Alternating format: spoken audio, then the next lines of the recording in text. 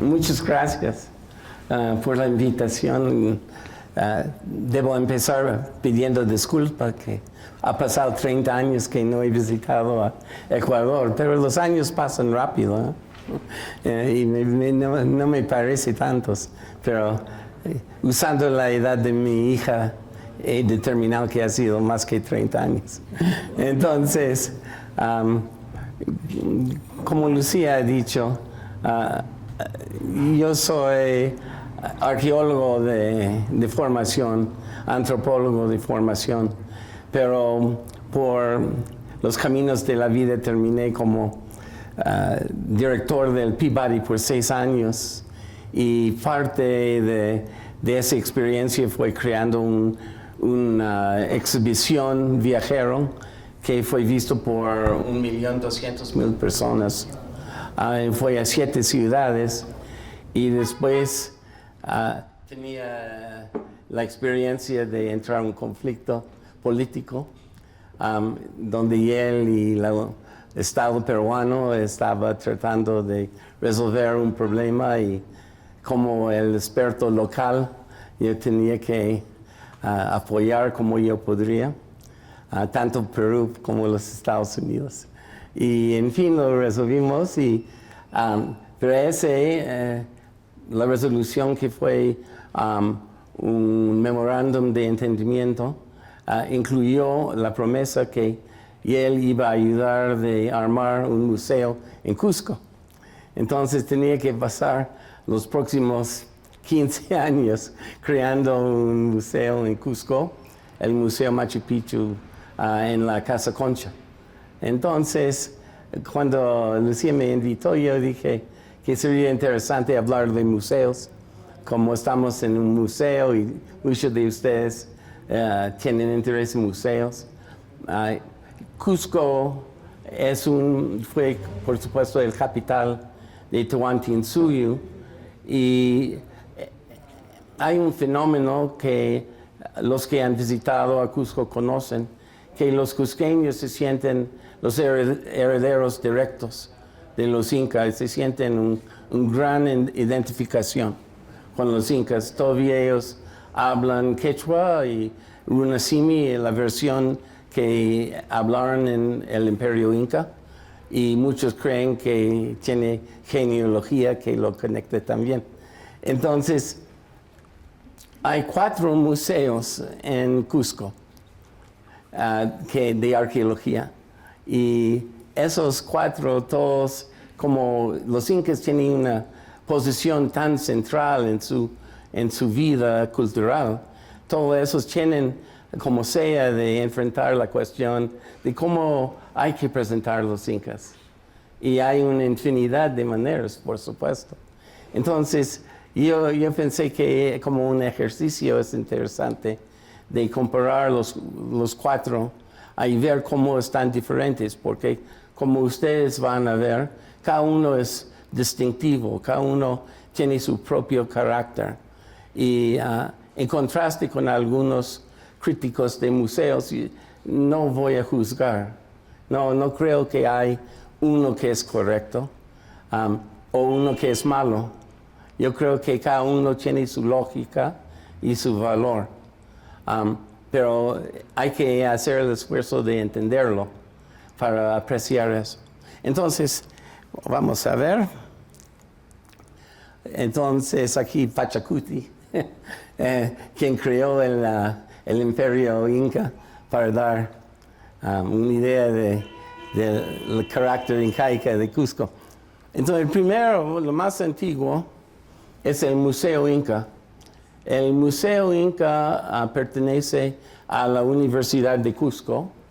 Empezó en una colección que fecha al siglo XIX y ha sido armado antes de este siglo y sigue cambiando, ¿no? Entonces, está en un edificio colonial que fue asociado con Diego Almagro y varios incas. Entonces, si uno mira los cimientos. Entonces es un edificio histórico. Van a ver que los 4 museos todos están en edificios históricos. Este es un museo como uno puede imaginar mirando. Esa es la primera vista que uno tiene entrando al museo. Entonces se ve que ellos quieren, ¿no?, llegar a interesar a los jóvenes, ¿no? Del principio, ¿no? Entonces tiene esa estatua y tiene varios esfuerzos que están en un estilo que le gusta a los niños. Entonces no es un museo elitista o que quiere solamente llegar a los intelectuales, quiere llegar al público máximo. Cuando uno entra, empieza viendo las piezas. Tiene una de las colecciones mejores en el mundo de materiales inca, pero estaba organizado por antropólogos que están en la facultad de la Universidad de Cusco. Entonces, por ejemplo, cada una de esas piezas inca es una joya, y podría estar en un museo, el Metropolitan Museum de Arte, pero en vez de mostrarlo como una gran pieza de arte, lo muestra en un montón, como está mirando tal vez la cocina o algo, sin mayor luz dramática, nada, ¿no? Está allá para que lo mires. Y lo muestran en los próximos vitrinas cosas no solamente bonitas, pero cotidianas. Por ejemplo, en este se ve, hay sandalias hechas de fibra, ¿no? Y entonces ellos están mostrados junto con queros de madera que uno ve en el American Museum of Natural History como gran cosa. Y todo está junto. Hay cosas de oro y plata, pero no lo han hecho el esfuerzo de restaurarlos.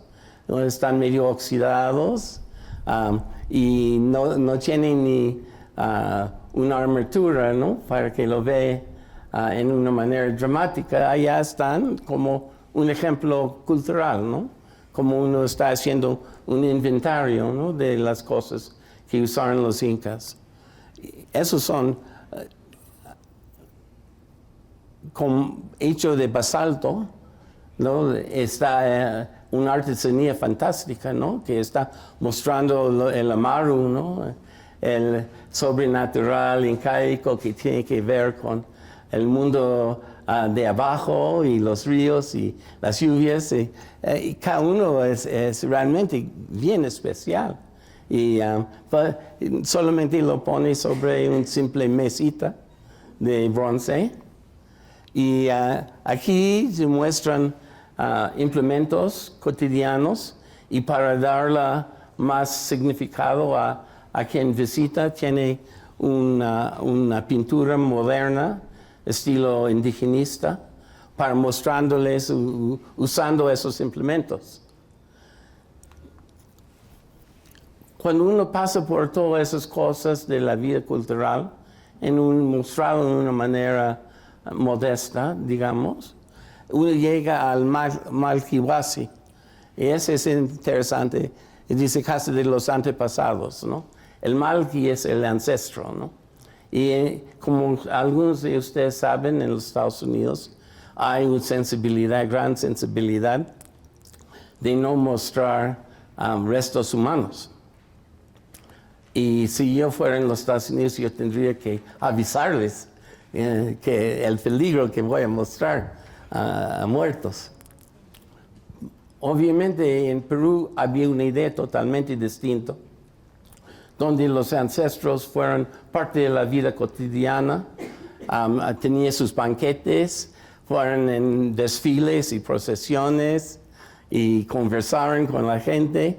Entonces, en forma momificada, ellos seguían como parte de la vida, de la relación que ellos tenían. Y entonces, cuando uno tiene un museo en Cusco, ese gusto, esa idea de la conexión con los ancestros sigue. Y la gente quiere ver los restos humanos. Entonces, ellos han hecho ese es como uno de los ancestros en su contexto arqueológico. Y aquí en el museo tiene una reproducción de este. Entonces, como ve, hay los ancestros en forma momificada, pero también hay ollas en estilo inca y con comida, ¿no? Como uno deja con los muertos. Y aquí esa es la continuación de eso. Entonces, es un parte importante, ¿no?, de ese museo, los ancestros que lo muestran, ¿no? Y lo describe no en una forma formal, pero como sus ancestros, ¿no? Después de eso uno pasa a la cuestión de la conquista. No para con los incas. Y tiene, por ejemplo, dibujos de Huamampoma que muestra los abusos que ocurría después de la conquista. Hay todo ese enfrentamiento con los abusos. Pero también ellos quieren comunicar la manera que había una transición de lo inca a lo colonial.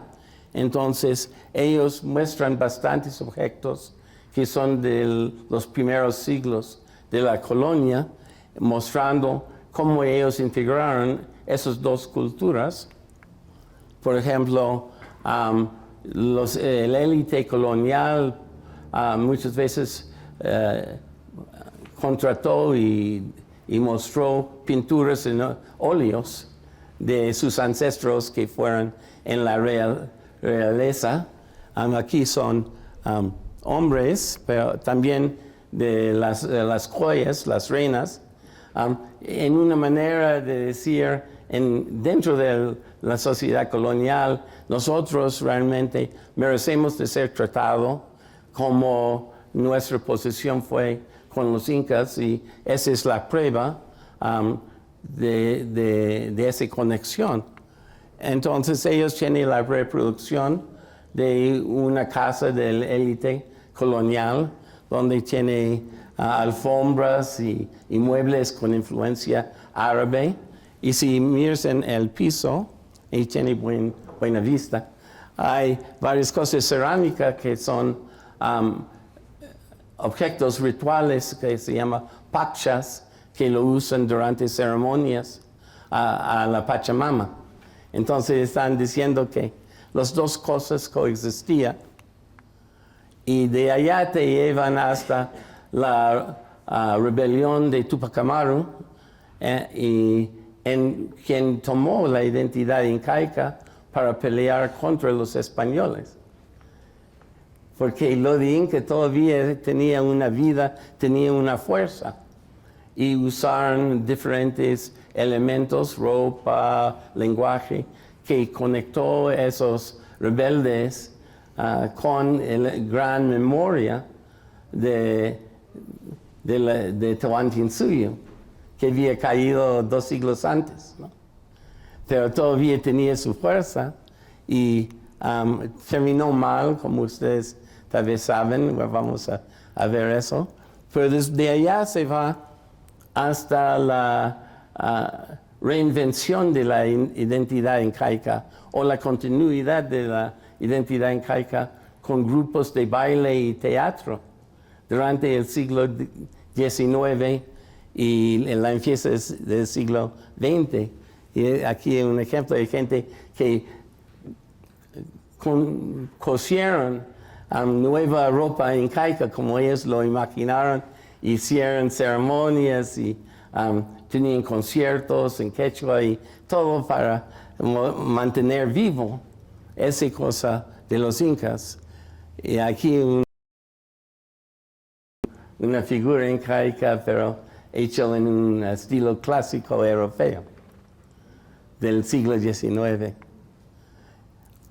Y de allá ellos pasan directamente a vitrinas que muestran artesanía o artes modernos, populares, de la gente que todavía habla quechua y mantienen muchas costumbres tradicionales. Y Allá se ve panchos y mantas y bolsas que lo usan para la coca. Y tiene un modelo de un curandero que está usando coca para curar y predecir el futuro. Y como que lo llaman una mesa de cosas mágicas. Y tiene fotos de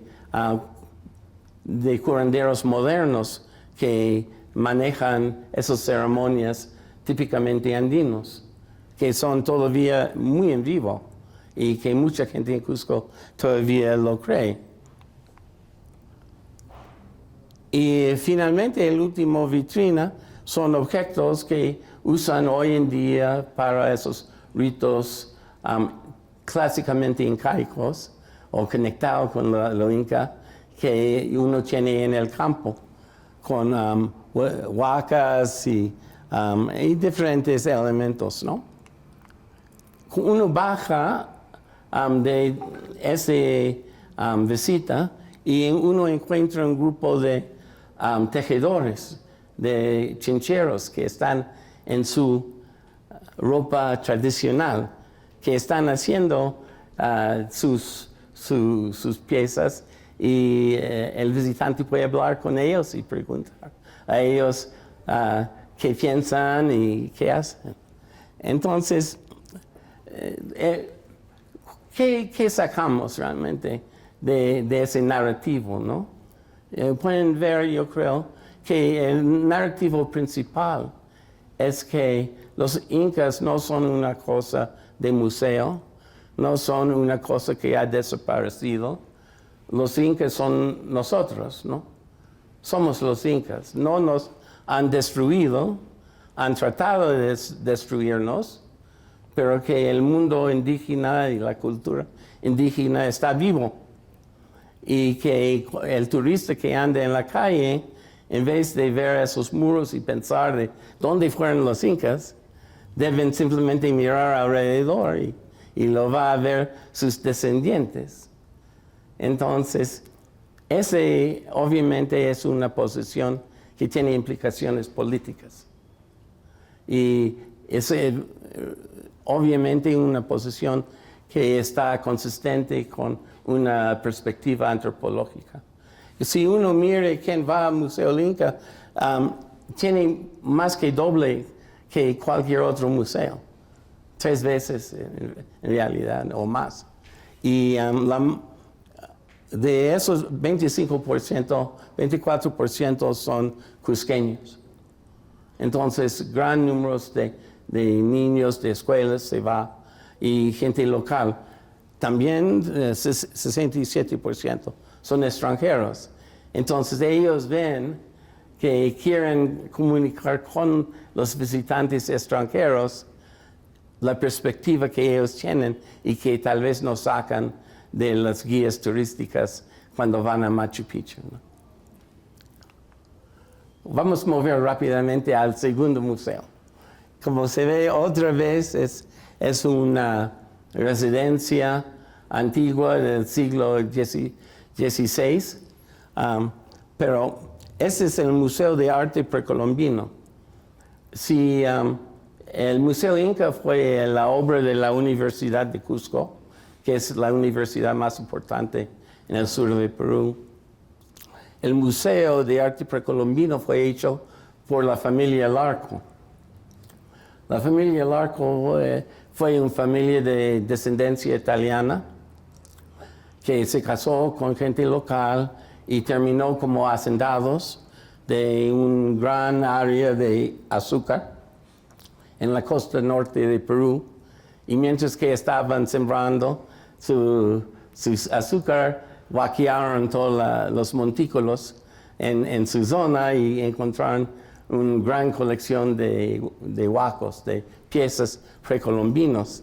Y decidieron que primero hicieron un museo en la costa norte, cerca de Trujillo, en Chiclín, y después decidieron que tenía que moverlo a Lima, donde había más visitantes. Entonces crearon un lindo museo en Lima, tal vez algunos lo han visitado, tal vez ahora el museo más popular en el Perú. Pero realizar que todo el visitante quiere ir a Machu Picchu y que tal vez sería bueno tener su museo en Cusco, si no todo, a lo menos una versión de su museo.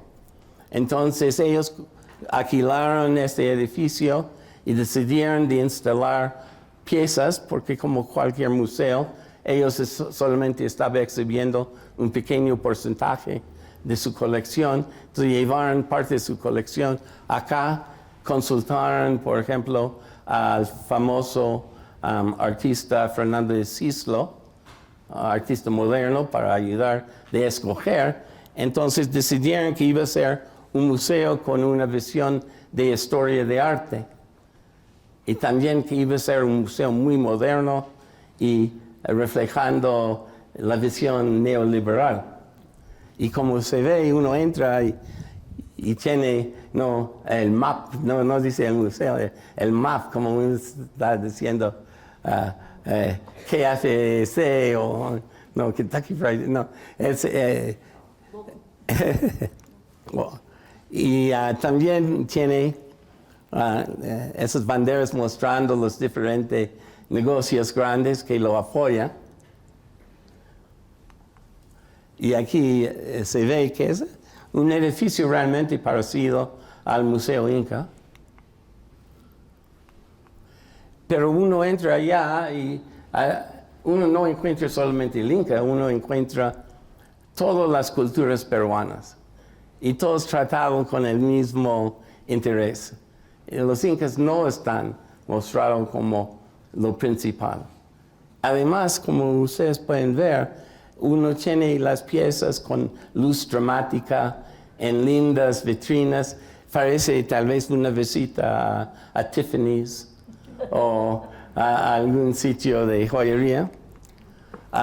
En algunos casos no sentían tanto, que simplemente lo pusieron en el muro. Me hace recordar de mi cocina, donde mi esposa lo pone los platos que le gusta. Pero hay de varias culturas y el visitante no va a poder distinguir entre ellos. Además, casi no hay información sobre las piezas. Que uno tiene en vez de eso, muchas veces está escrito en los muros, son testimonios de qué lindo es el arte precolombino, y hecho por tan expertos como Paul Klee, Matisse, Gauguin, Henry Moore, y cada de esos reconocidos grandes artistas europeos están diciendo que ese no solamente son artefactos, ese es arte igual a cualquier arte del mundo, que es trascendental, que entra de capturar el espíritu humano, que en una manera que no está limitado a una cultura en particular. Por eso no se siente que tiene que hablar de su cultura, ¿no? Y bueno, acá se ve dos piezas. Chancay, tengo en inglés, voy a leerlo. The simplicity of forms and the monochromatic surface finish promotes itself a subtle complicity. Nothing is the product of chance, it is the artist with expert hands and sensitive soul who succeeds in transmitting this overcoming the barrier of time to achieve harmony and equilibrium that must be present in a work of art. Básicamente, bueno, yo los dejo a ustedes de pensar qué significa eso. Pero está diciendo que ese arte es grande, aquí son piezas inca. Entonces uno pasa varios cuartos con esas piezas de gran arte, con esos testimonios, y llegas por fin a los Inca, pero después inmediatamente hay un espacio más grande todavía que muestra arte católico, ¿no? de iglesia, que como el próximo paso. Y de allá, aquí uno podría ver tal vez la sombra de Pizarro. Uno entra una serie de cuartos llenos de oro y plata, de diferentes culturas, ¿no? Y cada uno ha sido restaurado y pulido, y que uno, la única reacción fue ser, caray, qué rica eran, que el oro de los incas, ¿no? Y aquí uno ve coronas, por ejemplo. El otro fue láminas que uno cosió sobre túnicas, pero no dice eso. Pero así fue su propósito. De allá uno va directamente a una tienda de recuerdos, donde tiene diferentes objetos que te hacen recordar de la exhibición. Pero no solamente hay eso, también hay tienda de una de las tiendas más finas de ropa de alpaca, alpaca 111, y también una de las joyerías más exclusivas de Lima, H. Stearns. Y de allá uno pasa al corte, pero no hay tejedores de chincheros. En vez de eso hay un restaurante hecho en un estilo de arquitectura minimalista muy sofisticada, donde cada cena es más que gana un cusqueño en una semana, ¿no? Ese es el fin de eso. Entonces, aquí se ve 2/3 partes son extranjeros y 14%, no mucho, son cusqueños, y un grupo un poco mayor de nacionales. Disculpe el error tipográfico. Pero entonces, ¿qué mensaje podemos sacar de ese museo?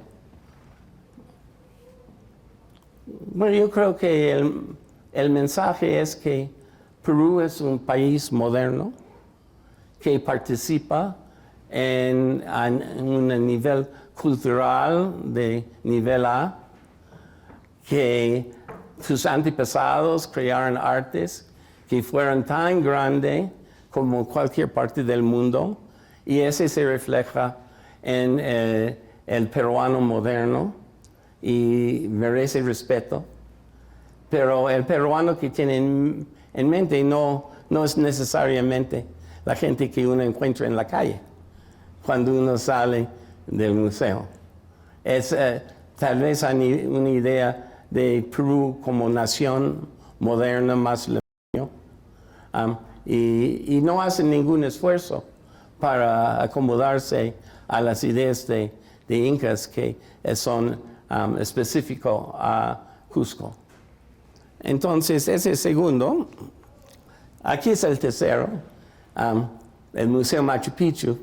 Como yo y sobre todo mi esposa, Lucy Salazar, tuvimos responsabilidad de armar eso junto con colegas de la Universidad de Cusco.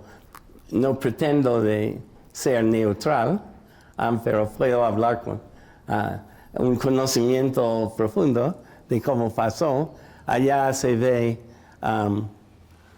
la bandera de Cusco, la bandera de Perú, la bandera de la Universidad de Cusco y la Universidad de Yale. Y eso es significante porque había un momento que si uno hubiera puesto la bandera de Yale, te hubieran tirado piedras. Entonces, este museo, la gente atrás, fue la Universidad de Yale, que había puesto la plata para hacerlo, que está tratando de cumplir con ese acuerdo de entendimiento, y la Universidad de Cusco, que fue su socio en ese esfuerzo.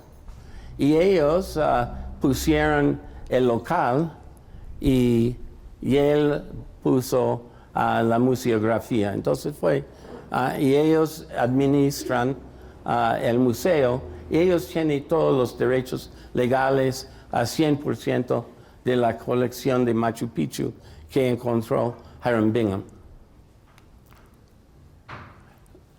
Otro foto de un patio, igual como los otros, es de una casa del siglo XVI, que antes fue el palacio de Tupuyupanqui, el hijo de Pachacuti. Entonces, en cierta manera es bonito que las cosas de Pachacuti que había creado Machu Picchu están volviendo a casa de su familia, acá en Cusco.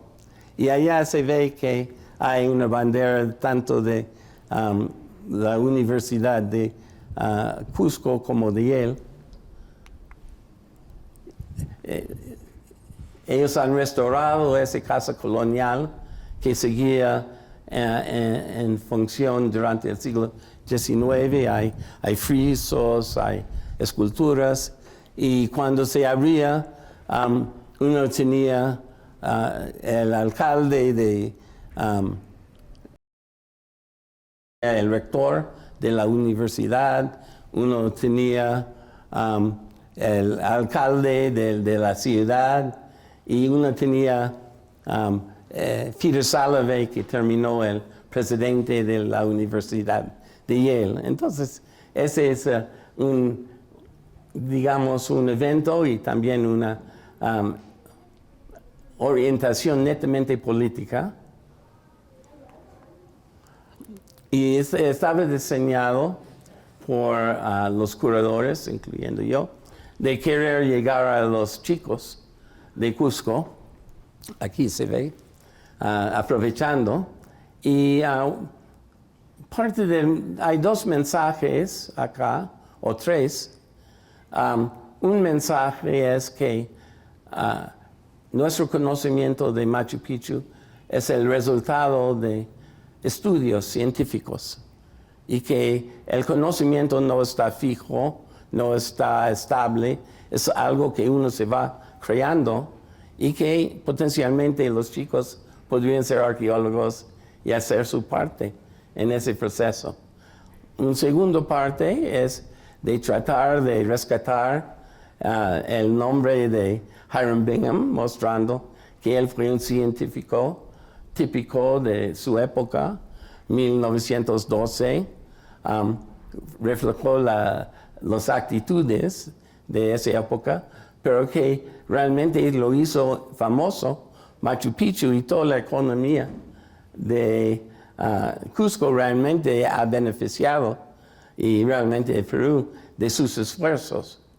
Y que acá, para comunicar ese aspecto histórico, tuvimos un diagrama de Hiram Bingham excavando una cueva, y en base de las fotos en la colección, acá el modelo para Indiana Jones, tal vez. Siempre guapo, siempre en ropa de Abercrombie, en Fitch. Digo, ¿por qué yo no parezco así?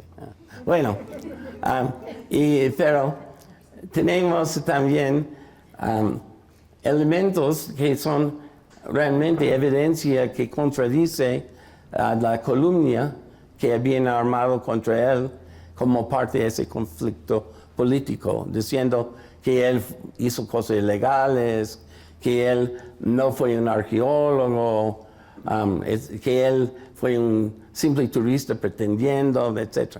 Entonces, que realmente fueron esas cosas políticas que gente dice y no tienen ningún base. Entonces, por ejemplo, aquí hay una carta del presidente de Perú apoyando a Bingham y pidiendo que lo da apoyo. Hay las fotos de la expedición, pero también en la vitrina uno ve 15 publicaciones de Bingham, publicaciones académicas que salió de esa expedición. Allá en el fondo se ve la persona que debe recibir el crédito por el museo, Lucy Salazar Rodríguez. No tratamos de decir que Bingham fue un arqueólogo moderno, porque en realidad no había ningún arqueólogo de las Américas en la Universidad de Yale en esa época. Él fue un historiador y él fue el primer historiador de Latinoamérica en Yale, porque nadie pensó que Latinoamérica valía la pena de tener un historiador. Solamente Europa y en los Estados Unidos. Entonces, esas son sus excavaciones. No son como excavaciones modernas, pero son un esfuerzo. Y son sistemáticos y arrojó datos importantes que hasta ahora usamos cuando hablamos de los incas. Y aquí hay una réplica de un mapa que él hizo el primer día que llegó a Machu Picchu, que muestra el templo y la plaza sagrada que él está tratando de documentar. Y, en fin, su mapa que él hizo en 1912, cuando volvió, donde él tiene todos los edificios de Machu Picchu, todo hecho usando un cartógrafo que fue uno de los mejores en el mundo en esa época. Y ese ha sido el mejor mapa de Machu Picchu, tal vez hasta el presente. Entonces, tenemos un modelo de Machu Picchu y tenía luces que varió de zona a zona con una explicación de qué había en cada zona y la lógica que Machu Picchu no fue mágico. Machu Picchu fue un palacio real de campo y tenía actividades de este tipo. Y había también en el fondo discusiones de nuevos estudios de satélites y otras técnicas modernas. Hay que recordar que casi ningún chico en Cusco llega a Machu Picchu. Es demasiado caro de ir. Simplemente nunca van a ver Machu Picchu. Y lo más cerca que van a llegar es este museo. Entonces, de darles esos datos, esa experiencia, para ellos es, yo creo, valioso. Y ellos han respondido bien. Mostramos, tal como los curadores son antropólogos, hemos mostrado cosas de vida cotidiana, explicando qué fue para cocinar, fue para servir, qué fue para apostar, qué fue para tocar música, todos los elementos que uno tiene comprobado. Y, por ejemplo, esos fueron elementos para tejer, que fue una de las cosas que hicieron